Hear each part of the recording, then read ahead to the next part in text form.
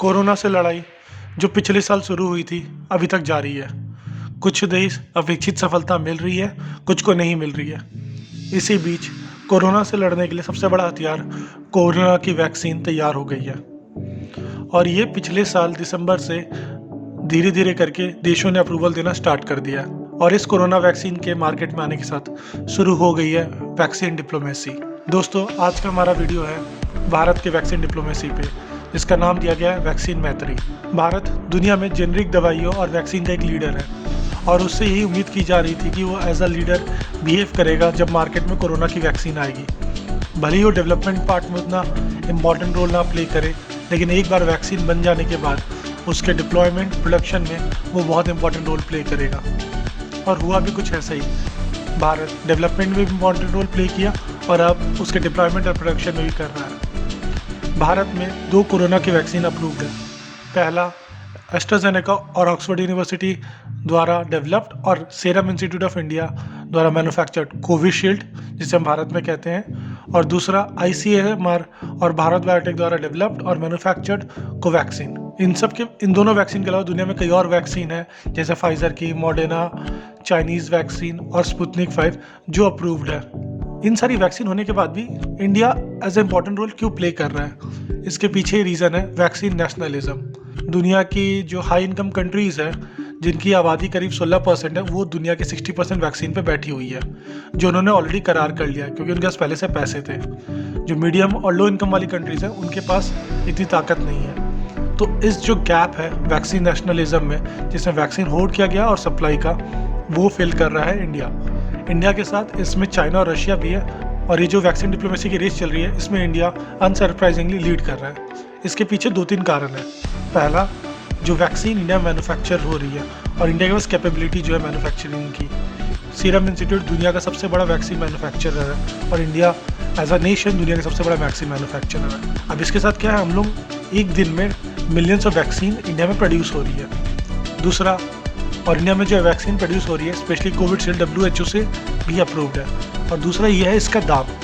इन दोनों वैक्सीन के दाम बहुत सस्ते हैं, 200 से 250 के बीच में एक वैक्सीन आ जाती है। दूसरा ये है, और दूसरा है कि इस वैक्सीन को आप फ्रिज में भी रख सकते हैं क्योंकि 2 से 10 डिग्री सेल्सियस के बीच में रख सकते हैं। इसलिए इसका सप्लाई चेन काफ़ी आसानी से हो जाता है, मतलब इसे बहुत आसानी से जगह से दूसरी जगह हम लोग ले जा सकते हैं। फाइजर और मॉडर्ना की वैक्सीन को -50 -70 डिग्री सेल्सियस में रखना होता है, इनके दाम भी ज़्यादा है, तो इसलिए इंडिया के वैक्सीन की डिमांड ज़्यादा है। इन सब चीज़ों को ध्यान में रखते हुए प्रधानमंत्री ने नेशनल वैक्सीनेशन प्रोग्राम, जो दुनिया का सबसे बड़ा इम्यूनाइजेशन प्रोग्राम है, कोविड में स्टार्ट करने के बाद कि हम लोग वैक्सीन नेशनलिज्म में नहीं जाएंगे और एज अ लीडर बन के उभरेंगे, दुनिया के कल्याण के लिए काम करेंगे। ये बात आज जो है प्रधानमंत्री कह रहे हैं और ये हमारे इतिहास में भी देखा जा सकता है, जब हम कहते हैं वासुदेव कुटुंबकम सर्वे भवन्तु सुखिनः सर्वे सन्तु निरामया। और इसका मतलब है कि हम मानते हैं कि दुनिया एक परिवार है और हम सबके अच्छे हेल्थ की कामना करते हैं, सब बीमारियों से दूर रहे और दुनिया में जो भी इम्पोर्टेंट इवेंट हो रहा है उसको विटनेस करें। इसी राह में चलते हुए अपने नेशनल वैक्सीनेशन प्रोग्राम के अगले दिन ही वैक्सीन डिप्लोमेसी, जिसका नाम वैक्सीन मैत्री है, का अनाउंसमेंट हो गया। इस वैक्सीन मैत्री के तहत सबसे पहले इंडिया के जो नीबर्स हैं, जो उसके सराउंडिंग कंट्रीज जैसे नेपाल, भूटान, मॉरिशियस, बांग्लादेश, श्रीलंका, इन सबको वैक्सीन प्रोवाइड की जाएगी। बहुत से देशों को हम लोग ने वैक्सीन फ्री में दी है, जिसे हम लोग ग्रांट कहते हैं as from Indian government to the respective countries. और उसके साथ साथ हम लोग उनको कमर्शियली वैक्सीन सप्लाई कर रहे हैं।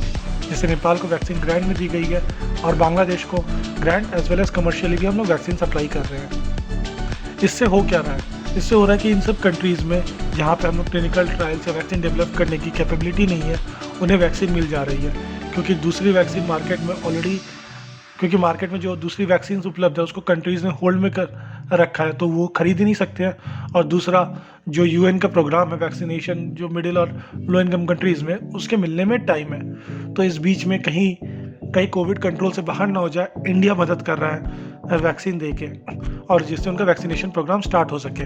इसके साथ साथ भारत ना ही वैक्सीन डेवलप कर रहा है, बल्कि क्लिनिकल ट्रायल्स की सुविधा भी उपलब्ध कराने की कोशिश कर रहा है डिफरेंट कंट्रीज़ में। यही नहीं, इससे पहले जब कोविड स्टार्ट हुआ था, इंडिया ने PPE किट्स, हाइड्रोक्सीक्लोरोक्विन और दूसरी दवाइयाँ दूसरे देशों को सप्लाई करी थी एज़ पर द रिक्वायरमेंट। और वो हमेशा करता रहा है, क्योंकि that is a part of India's diplomatic policy. दूसरा ये हो क्या रहा है कि जो चाइना है वो अपनी वैक्सीन कंट्रीज़ को बेच रहा है ज़बरदस्ती। उसके क्लिनिकल ट्रायल के रिजल्ट भी नहीं आए हैं, और इफेक्टिविटी की बात करें तो लगभग 50% अनुमान, इसकी कोई गारंटी नहीं है, बट ये कहा जा रहा है। जबकि जो इंडिया में कोविडशील्ड बढ़ रहा है उसके क्लिनिकल ट्रायल्स के रिजल्ट आ चुके हैं और वो 90% से ज़्यादा इफेक्टिव प्रूव हो चुका है, साथ ही WHO रिकमेंडेड है। तो ये एक और अच्छी पॉइंट है इसकी। दूसरा, इंडिया इसके तहत अपने जो स्ट्रेन रिलेशन है डिफरेंट कंट्रीज से उसको इम्प्रूव करना चाह रहा है। फॉर एग्जाम्पल नेपाल के पी शर्मा ओली जब प्रधानमंत्री बने थे उसके बाद से इंडिया के प्रति उनका रवैया कुछ अच्छा नहीं था। तो इन सब से जब ये वैक्सीन दी गई तो ये रिलेशन अच्छे, उन्होंने धन्यवाद कहा। दूसरा, इसके साथ इंडिया अपने सॉफ्ट पावर से अब दुनिया को अपनी तरफ एज अ लीडर प्रोजेक्ट करना चाह रहा है। जैसे जब ब्राज़ील को वैक्सीन दी गई थी तो उन्होंने एक मैसेज पोस्ट किया था ब्राज़ील के राष्ट्रपति ने ट्विटर पे, जहाँ पे वैक्सीन को एज अ संजीवनी बूटी दिखाया गया था, और हनुमान जी उसे इंडिया से ब्राज़ील लेके आ रहे थे। साथ ही इंडिया लो इनकम कंट्रीज़ को भी हेल्प कर रहा है जिनके पास पैसे नहीं है, जैसे कैरिबियन कंट्रीज़ को, और साथ ही साथ जो दूसरी कंट्रीज़ है जहाँ पे इंडिया का उतने अच्छे रिलेशन नहीं है, बातचीत नहीं है, उसको वो इम्प्रूव करने की कोशिश कर रहा है वैक्सीन सप्लाई करके। तीसरा और मोस्ट इम्पॉर्टेंट है, ये स्टेप इंडिया को चाइना से आगे निकलने में हेल्प कर रहा है as a super power, specially in this field where India can flex his muscle. Moreover, और एक पॉइंट जो ये है कि इंडिया ने प्लेज किया है कि वो अफ्रीका में 10 मिलियन डोजेस वैक्सीन की सप्लाई करेगा, साथ ही साथ UN को भी 1 मिलियन डोजेस देगा। हाँ, एक और पॉइंट जो वैक्सीन डिप्लोमेसी पे ये आ रहा है कि इससे कहीं हमारे देश के इम्यूनाइजेशन प्रोग्राम में दिक्कतें होंगी कि नहीं। तो दोस्तों, बात यह है कि एक वैक्सीन की सेल्फ लाइफ होती है, मतलब कितने दिन तक वो इफेक्टिव रहेगा। अब कुछ भी आप प्रोड्यूस कर रहे हो शॉर्ट टाइम में उसे आप कंज्यूम नहीं कर सकते हो, वो जो प्रोड्यूस करो धीरे धीरे ही कंज्यूम होगा। और तो इसमें जो वैक्सीन जो इंडिया कंज्यूम कर रहा है apart from their vaccination program जो बच रही है, वो इंडिया यूज़ कर रही है फॉर वैक्सीन डिप्लोमेसी। तो इसमें हमारे रेगुलर प्रोग्राम में कोई इफेक्ट नहीं होगा। और इस समय में जब दुनिया एक संकट में है और वो भारत की तरफ देख रही है, भारत एज अ नेशन हमारा फ़र्ज़ बनता है कि हम दुनिया को सहायता करें और इस दुविधा की घड़ी में उनको आगे बढ़ने में मदद करें। दोस्तों, अगर ये वीडियो पसंद आया तो प्लीज़ लाइक, शेयर और सब्सक्राइब कीजिए। Thank you so much.